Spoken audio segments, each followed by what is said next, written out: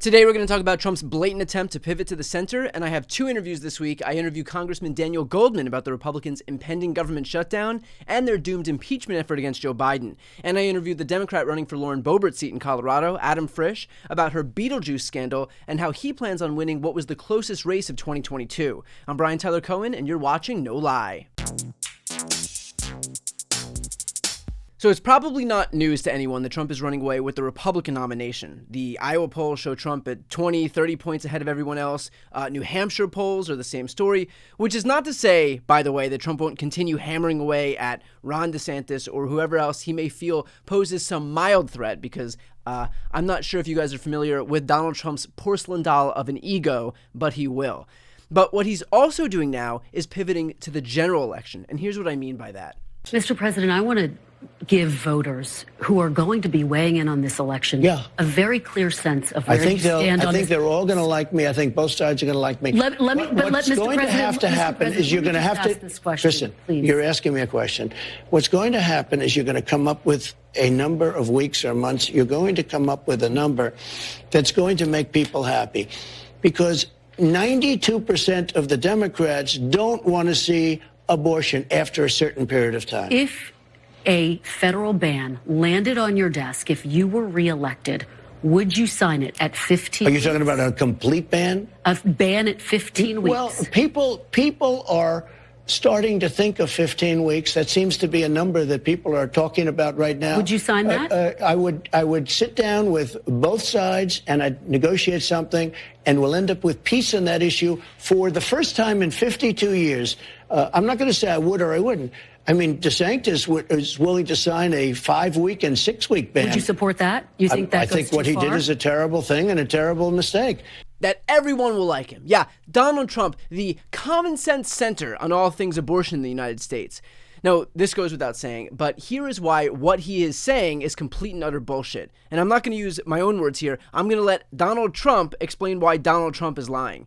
Here's where he actually stands on the issue of abortion. I got rid of Roe v. Wade.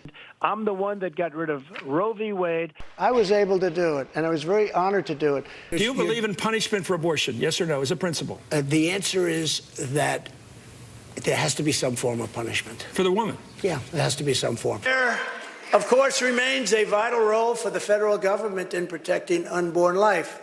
Nobody has ever done more for right to life than Donald Trump. Roe v. Wade, they won. They finally won. The Iowa bill was signed, and they wouldn't have been able to do anything if I wasn't able to do what I did. So look, I really don't think I have to convince anyone watching right now about Donald Trump's position on abortion. If I were to just play all of the sound bites of that guy taking credit for the fact that women have been stripped of their bodily autonomy, we would be here for hours. But more importantly, this is actually a pretty telling window into Trump's general election strategy in 2024, which, by the way, is not dissimilar to his general election strategy in 2016. Trump will position himself on the correct side of these populist issues where he has zero intention of following through, but who cares? He will lie because it'll get him elected, and because regardless of what promises he breaks, he will never be held accountable by the only media that Republicans actually consume. So when he promised a healthcare plan in 2 weeks that'll be cheaper and more comprehensive for everyone, and it never materializes, you think Fox is going to hold him to account for that? You think his supporters even know that it never happened? When he promised a wall along the entire southern border that Mexico is going to pay for, and we end up with like 50 miles of wall that Americans paid for, you think Fox is going to call him out for that? You think his supporters have any clue about the truth surrounding that? When he promises to protect earned benefits, and then every single budget he released called for cuts to those very programs, you think Fox is going to reveal that? That he would stand up for workers, and instead he passed a tax cut for CEOs, which resulted in stock buybacks that only further served to enrich those very people who were screwing over those workers. You think Fox reported on that? Donald Trump will let whatever words sound nice fall out of his face because he knows what people want to hear. But he will not follow through on anything because he is a marketer. And he knows that when your product sucks, the packaging better be really, really nice. And that's what he's doing. And right-wing media is as shameless as he is, and because they operate as propaganda networks, they are there to support him, the lying politician, and not the viewers who that lying politician is lying to. And so Trump will lie, and the right-wing media will cover for his lies, and the rubes who tune in will be duped. All the while, they all call everyone else fake news so that they can hermetically seal that media ecosystem so that their marks will be none the wiser. It's all just this well-oiled machine of deception. But here's the worst part of it. It could absolutely work. What we have to remember is that all of us who are paying attention to politics right now in September of an off year are the exception and not the rule. All of us who've been paying attention for the last couple years are the exception, not the rule. Most people don't have a clue what's going on in politics, and they won't have a clue what's going on in politics until maybe October of 2024. And so for those people who may have been checked out since the last general election, they might turn on the TV one day and hear Donald Trump talk about a common sense solution to the issue of abortion, talk about how both sides will love him, and that might be what they know about Donald Trump as far as abortion is concerned. And in the same way that they heard him spout bullshit in 2016 about workers' rights and healthcare and the middle class and the same way that those people bought it, the same could happen again in 2024. So I know it feels weird to broadcast on repeat these ads showing Donald Trump's real position on abortion because we assume everybody already knows it, but not everybody does.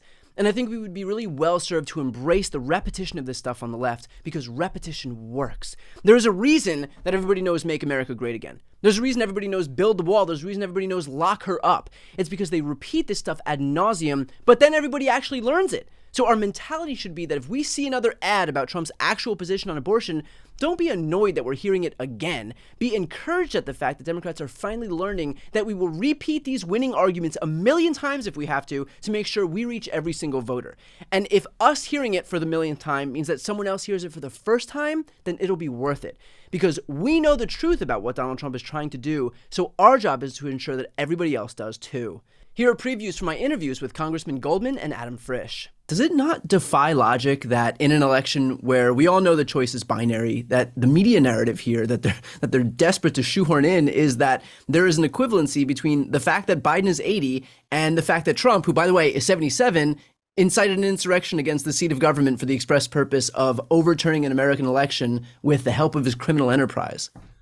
Well, that's obvious. But even putting that aside, Donald Trump is 77. If you listen to him speak, he is incoherent. He cannot put a coherent, sensible sentence together with any meaning. If you want to talk about age having an impact, look at Donald Trump.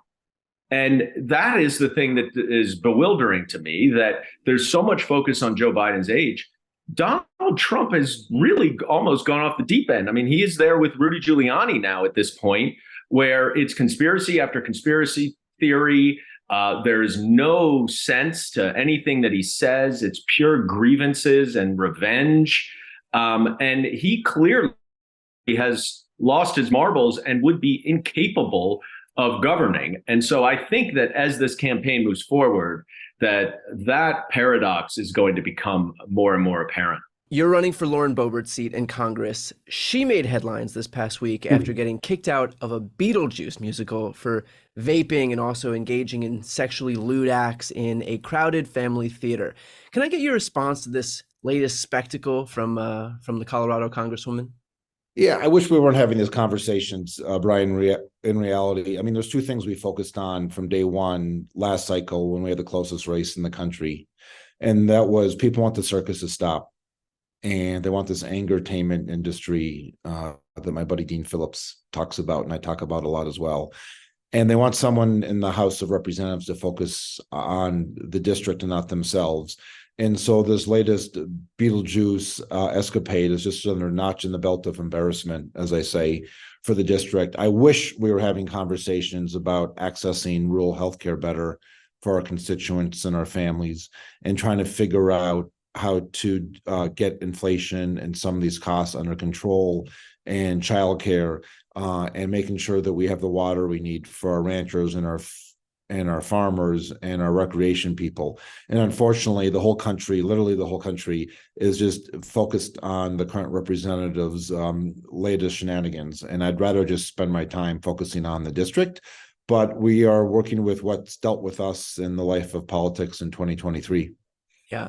Just to stay on the Beetlejuice saga for one quick moment, there has been a lot of grandstanding by Boebert herself about grooming children and playing into that whole genre to appease the farthest fringes of the Republican base.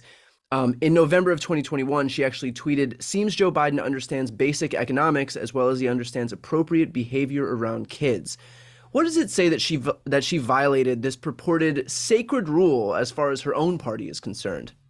Yeah, we're not spending any time talking about this, but obviously there's a lot of people out there that are pointing out the hypocrisy of that conversation and the drag shows with her boyfriend. Again, it's all part of, there's a reason, and understandably so many more people are more cynical of politicians, elected officials in DC.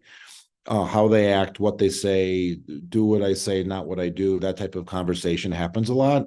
And again, we're trying to just focus on issues that matter to the communities and the families and the business owners of our district. However, it goes back to just said, there's a lot of people pointing out this hypocrisy that you mentioned. To watch the full interviews with both Daniel Goldman and Adam Frisch, click the thumbnails right here on the screen or check out the interviews playlist on my YouTube channel. You can also find the link to the audio version of this episode on the screen. And of course, to see more of my content, you can find the link to subscribe on the screen as well.